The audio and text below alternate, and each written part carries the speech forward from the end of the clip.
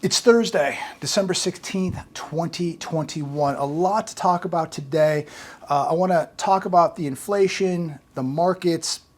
Feel free to comment down below. Please make sure that you give this video a thumbs up. Make sure you share this video and make sure that you subscribe to this channel. A lot happening, ladies and gentlemen. I want to share a couple articles with you. Love to get your thoughts. Feel free to comment down below. And let me just remind everybody, those comments are so important because there's so much knowledge in those comments, and so many people have begun to really see the light. They've begun to really open up their minds and really think for themselves because of those comments. So keep the comments coming. First article today comes from Fox Business, and it's titled, "Surging Inflation Will Cost Most U.S. Households $3,500 This Year, Analyst Shows." You know, I read this and I look at the prices daily. When I'm at the grocery store, the gas pump, I'm paying a utility bill, whatever. I look at these prices and I think to myself, what is 2022 going to look like? If most households right now, this year, had to pay an extra $3,500, what are they going to pay next year? It's going to be $4,500, $5,500? And the next question is, how in the world are people keeping up with this? How is the average household keeping up with this inflation, the cost of living, the cost of essentials, just the cost to put gasoline in their cars to go to work if they have a job? Prepare for it to be much worse in 2022. I don't have a crystal ball.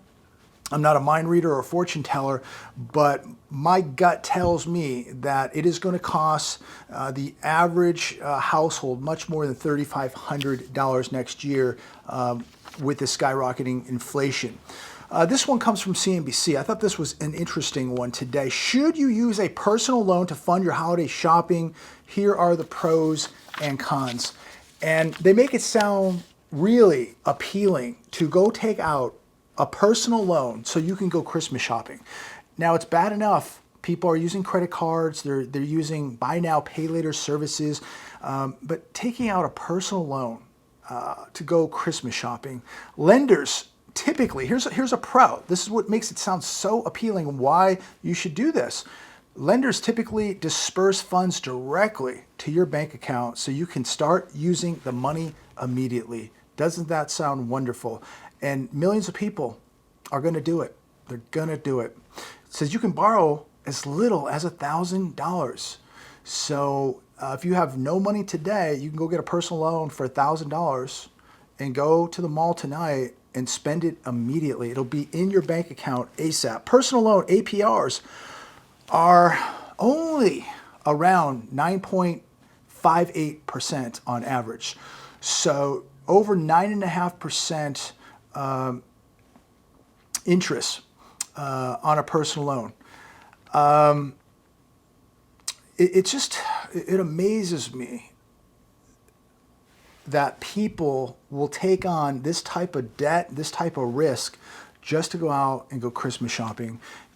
Get this, it says right here, it could increase your credit score. So it's a good thing to go get a personal loan to buy Christmas gifts. So you're only going to pay 9.58% on average in interest, and it could increase your credit score. So it's all great. But the negative is there is a prepayment penalty, and if you miss a payment, it is going to damage your credit.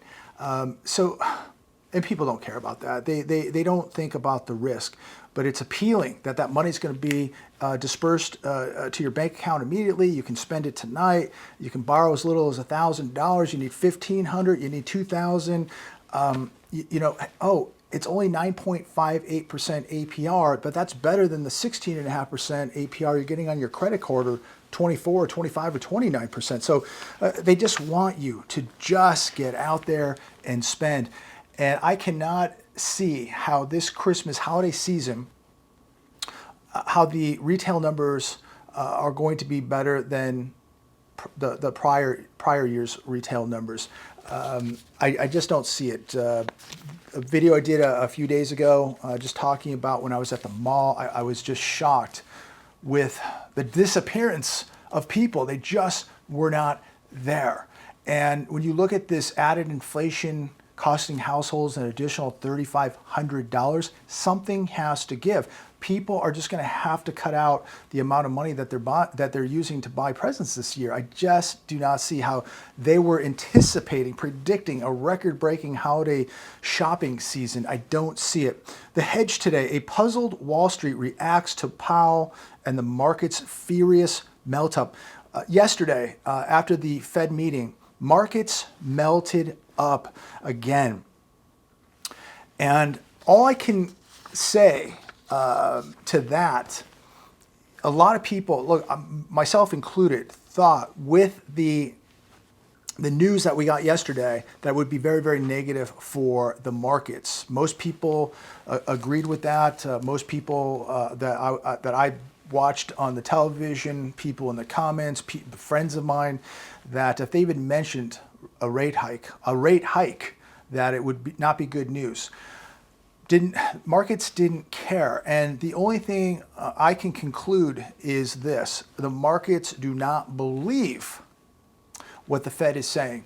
That the markets believe if they do something, they'll reverse it immediately, the first sign of trouble. The first speed bump we hit, the Fed will reverse it and ease up. Very, very possible. Very possible. So we are heading into no man's land here. What's going to happen with the Fed? Another article on CNBC. Fed will aggressively dial back its bond buying, sees 3 rate hikes next year. Again, markets melted up yesterday, but pulled back a bit today. Be very interesting to see what happens tomorrow. But I don't really have an answer for it, ladies and gentlemen. The markets don't seem to care. They don't seem to care about anything. They just continue to go up, and they don't believe that the Fed is going to taper. They don't believe the Fed will pull back, and if it does, it will be very minimal for a very minimal time, because the first sign of trouble, the Fed will just come right back in, and we're going to see QE all over again. I don't know if that's going to happen. I don't know. Again, no man's land here. I really don't know what's going to happen, but I do believe that we're going to see rate hikes in 2022. What the Fed does after that, I don't know. But again, as Peter Schiff said, a dove doesn't change its feathers. Fed announced it will speed up tapering its asset purchase program. January, it will pull back on its bond buying from $120 billion to $60 billion in bonds. Once the Fed wraps up its asset purchases program, it will begin raising interest rates. They are expected to raise rates 3 times in 2022, 25 basis points each. And look to that to begin in March, April. We have inflation, ladies and gentlemen, beginning to get out of control. Inflation is beginning to look like a runaway train here. And in order to take on inflation, central banks need to push interest rates at least as high as the inflation rate. So we need right now to see an interest rate at around 7% if we believe these manipulated inflation numbers, which we all know it's at least 15%. But if we go by the numbers that we're getting, 6.8%, then we need to be around 7%. We need to have interest rates around 7% in order to fight it. And if we don't see that happening, we're going to see big trouble. My concern is, and let me know what you think, is that the Fed is already late to the party. It's already too late. It's printed too much money and kept interest rates too low for too long. They should have been easing up on this tapering and the QE and raising rates years ago. They're in big trouble. They're so far behind. And if we have a Fed that is, bringing a squirt gun to a gunfight, they're going to lose. And this thing can get out of control really, really quickly, and it's beginning to, and they're still not doing anything until 2022. They should have raised rates yesterday and just got it over with. If you really want to fight inflation, or if the Fed really wants to fight inflation, immediately end QE. Stop the QE right now. Cut it off, cold turkey, done. Start raising rates at a real level. I think what we're going to watch and what we're watching right now is we have a fire. And instead of putting a lot of gas on the fire, the Fed just believes if we put a little gas on the fire, that'll make it better. And the outcome is going to be more inflation, ladies and gentlemen. It is going to be a massive locomotive flying off the tracks out of control. And it is going to do a lot of damage. They are already too far behind. And all they're going to do is if it's going to be 25 basis points 3 times in 2022, first, I think that the markets won't even be able to handle that in all reality, but it's going to be too little too late. And do you really think if we go to 3/4 of a point in 2022, is that really going to do anything to fight inflation? Absolutely not. I think inflation will just roar. This runaway locomotive is going to continue to skid down off the tracks and take out everything in its path. That's what inflation is going to do. It is going to decimate people, especially the middle class and especially the poor. Small businesses, big message for the markets. NFIB released its November survey a few days ago. I did a video on it. And in that survey, they're indicating that this is coming from small businesses. Small businesses don't see inflation as transitory. What a shock. They're also very concerned about their bottom lines over the next year. So what does this mean? This means small business has its finger on the pulse of this economy. And they're telling you that inflation is going to continue to go up. Small business is telling you that they're concerned about their bottom line, that prices are going to go up on goods. It's quite the opposite of Wall Street. Wall Street could care less. They're dependent now solely on the Fed to keep pumping money. More QE, more money printing, more magic tricks.